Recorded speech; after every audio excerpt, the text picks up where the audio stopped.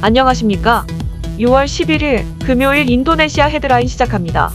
첫 번째 소식입니다. 인도네시아 코로나19 확진자가 총 187만 7,050명으로 늘어났으며 이 중 사망 5만 2,162명, 완치 172만 3,253명으로 집계되어 2.8%의 치사율을 보이고 있습니다.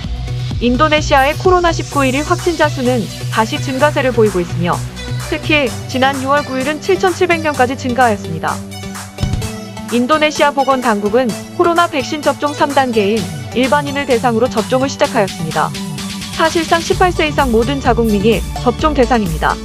그러나 모든 주에서 시작되는 것은 아니고 우선적으로 자카르타만 시범적으로 시행한 것인데 이는 자카르타의 인구 밀도가 높으며 현재 코로나19 감염 대비 중증 증상률이 타 지역보다 높기 때문입니다. 보건당국은 18세 이상 자카르타 시민이라면 누구나 예방접종이 가능하지만 여전히 보건종사자 노인, 공무원 취약계층 등 1에서 2단계에 속한 시민들에게 우선 제공할 계획이라고 밝혔습니다. 또한 외국인의 경우 장기 거주비자 소유자만 대상이며 단기 체류비자 소유자는 대상에서 제외되었습니다. 세계보건기구는 변이 바이러스에 대한 공식 명칭을 제정하였습니다. 그동안 변이 바이러스가 처음 발견된 국가명을 따라 영국발, 남아공발, 인도발이라는 명칭을 사용하였는데 이는 특정 국가에 대한 낙인 효과가 있어 자제해줄 것을 요청하였습니다. 세계보건기구가 발표한 공식 변이 명칭은 영국발은 알파 변이 바이러스, 남아공발은 베타, 인도발은 델타 순입니다. 인도네시아는 이 세 종류의 변이 바이러스가 모두 들어와 있고 이 중 인도에서 시작된 델타 변이 바이러스는 지금까지 32건의 사례가 발생되었으며 염기서열 분석을 진행하는 의심 사례들도 있어 더 늘어날 수도 있습니다. 참고로 델타 바이러스가 발견된 지역은 중앙 자카르타, 중부 자바, 중국 깔리만탄, 남부 수마트라주입니다. 조코위 대통령은 학교 수용량의 25%의 학생만 출석하여 대면 수업을 다시 시작할 수 있도록 보건당국에 요청하였습니다. 이와 같은 제한적 대면 수업은 한 학생이 한 주에 2회 이상 각각 2시간 수업만 가능한 것이며 정부는 7월부터 이와 같은 방침으로 대면 수업을 시작할 계획입니다. 보건당국은 제한적 대면 수업이 시작되기 전에 모든 교사들의 코로나19 예방접종이 마무리될 수 있도록 협조하겠다고 밝혔습니다. 보건부 장관은 수업이 진행되는 동안에는 마스크 착용 등의 보건수칙을 준수할 것을 모든 학교 관련 책임자들에게 전달할 것이며 혹시 학생 중 코로나19 감염자가 발생했을 경우에 대처사항 등을 미리 매뉴얼로 제작하고 훈련할 것을 지시하였습니다. 중국 정부는 3에서 17세 아동 청소년에게 시노백 백신 긴급 사용을 허용하였습니다. 세계적으로 아동 청소년 대상으로 코로나 백신 접종을 허용한 나라는 중국이 처음입니다. 시노백의 대표는 3세부터 17세를 대상으로 1상과 이상의 임상시험을 마쳤으며 이번 테스트에서도 성인과 마찬가지로 백신의 안전성과 효과가 입증되었다고 밝혔습니다. 아동 청소년 임상시험에서도 성인과 마찬가지로 2회 접종을 하였으며 3에서 6개월의 시간을 두어 3차 부스터 접종까지 하였습니다. 3차 접종 후 일주일 만에 항체 수준이 10배로 높아졌으며 보름 후에 다시 검사했을 때 20배까지 항체가 많아졌습니다. 세 번째 부스터 접종의 정확한 시기는 더 연구한 후 결정될 것이라고 대표는 밝혔습니다.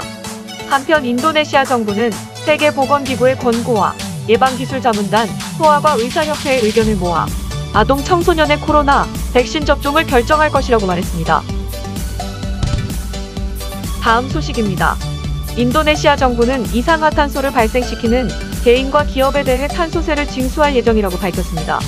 탄소세를 부과하는 목적은 탄소 배출을 줄여 환경오염을 예방하는 것이며 해당 정책과 관련한 일반 조항 및 세금 절차는 관련 법률에 5차 개정판으로 명시되어 있습니다.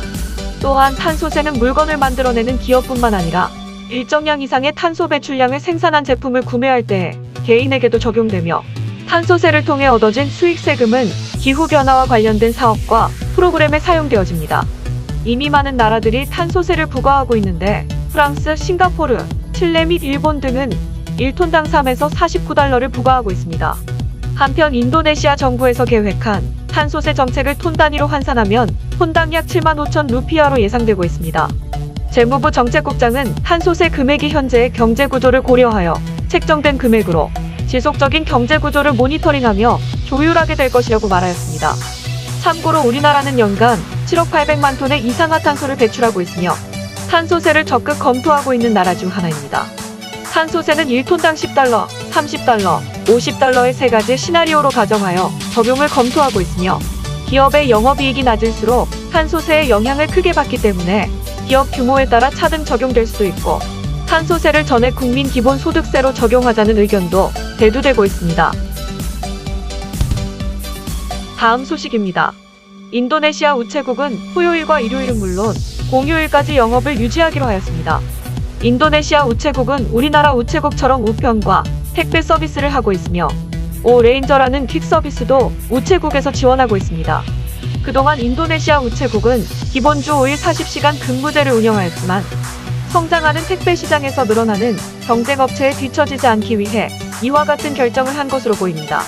참고로 인도네시아 우체국은 4,000개 이상의 우체국과 28,000명의 숙달된 직원이 전국 네트워크를 갖추고 있습니다. 우체국장은 연중 무휴 24시간 서비스를 하게 된 이유는 전자상거래 시장 플랫폼과 소셜미디어를 통한 택배 거래가 상당히 빠르게 성장하고 있고 온라인상의 거래는 낮과 밤, 주중과 주말과 관계없이 운영되기 때문이라고 말하였습니다. 이번 결정으로 발전하는 전자상거래 생태계에 따라 물류 서비스도 같이 발전할 것으로 보이며 빠른 택배 서비스로 판매자와 소비자, 그리고 우체국도 모두 이익이 될 것으로 전망됩니다. 다음 소식입니다. 주요 7개국이 모여 글로벌 법인 세율을 15%로 합의하였습니다. 차후 대다수 국가들이 동참할 경우 세금을 회피하기 위해 세율 낮은 나라에 법인을 뒀던 구글, 페이스북 등 글로벌 대기업들도 세금 회피가 어려워질 것으로 예상되고 있습니다. 참고로 세율이 가장 낮은 국가는 스위스로 8.5%이며 아일랜드가 12.5%, 그리고 캐나다가 15%입니다. 재무부 세무국장은 G7의 글로벌 기업세 15% 합의가 당장 인도네시아 조세 시스템에 영향을 미치지는 않지만 OECD 회의에는 영향을 미칠 것이며 차후 OECD 모든 회원국들이 합의할 가능성은 있다고 말하였습니다. 현재 인도네시아의 법인 세율은 22%이고 2022년에는 20%로 낮출 것이지만 G7 기준 15%보다는 높습니다. 참고로 우리나라의 법인세는 지방세 포함 27%로 8번째로 높은 편입니다. 특히 이번 합의에는 영업이익 가운데 일부를 매출이 발생한 나라에 세금을 내도록 하는 방안이 제안되었습니다. 이는 영업이익률이 10% 이상인 글로벌 기업에 대해 영업이익의 20%까지 매출 발생국에서 과세하는 방안입니다. 다음 소식입니다. 코로나19 대유행으로 거리두기 생활이 일상이 된 지금 Z세대를 중심으로 모든 디지털 서비스 이용량이 가속화되고 있습니다. Z세대는 인터넷이 활성화된 시점에 태어난 세대로 통상 1997년부터 2012년에 태어난 세대를 말합니다. 인도네시아 중앙통계청의 인구조사에 따르면 Z세대는 전체 인구수 대비 27.94%를 차지하며 가장 많은 인구층을 보이고 있습니다. 자카르타를 포함한 7개의 대도시 소비 패턴을 조사 분석한 결과 온라인 쇼핑, 음식 배달 서비스, 온라인 식료품 배달 서비스 순으로 가장 많이 이용하는 것으로 연구조사기관인 KIC는 밝혔습니다. 배달 음식의 경우 그랩푸드의 이용률이 50%로 가장 높았으며 고푸드, 쇼피푸드, 맥심푸드 순으로 뒤를 이었습니다. Z세대는 온라인 소비의 50%를 배달 음식으로 지출했으며 그 이유로는 실용성, 요리시간 부족, 새로운 음식에 대한 흥미로 나타났습니다. 이번 조사에서 가장 흥미로운 것은 Z세대의 배달 음식 사용 시기인데 무려 44%가 코로나 대유행이 시작되면서 신규 사용자가 되었다는 것입니다. 그리고 Z세대의 90%는 코로나 대유행과는 상관없이 앞으로도 배달 음식을 구매할 의사를 표시하였습니다. 즉, 식당에 방문하는 것보다 자신이 원하는 장소와 공간에서 음식을 배달시켜 먹는 것을 더 선호한다는 것입니다. 사람들의 문화 소비 패턴은 25살 이전에 거의 완성이 된다고 보고 있습니다. 이번 조사가 중요한 이유는 인도네시아의 가장 큰 인구층을 보유한 Z세대의 문화 소비 패턴이 온라인화되었다는 데 있습니다.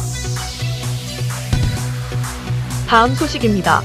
부코핀은행을 인수한 KB국민은행에 제기됐던 1조 6천억 원 규모의 손해배상 청구 소송이 취하되었습니다. 해당 소송은 이전 최대 주주인 보소와 그룹이 제기하였으나 합의서를 체결한 후 취하한 것입니다. 소송을 취하한 배경에는 2심에서의 패소가 영향을 미친 것으로 보고 있습니다. 참고로 국민은행은 지난해 8월 총 4천억 원을 투자해 인도네시아 부코핀은행 지분 67%를 취득하며 경영권을 확보했고 이로 인해 제1대 주주였던 보소와 그룹은 2대 주주가 되었습니다.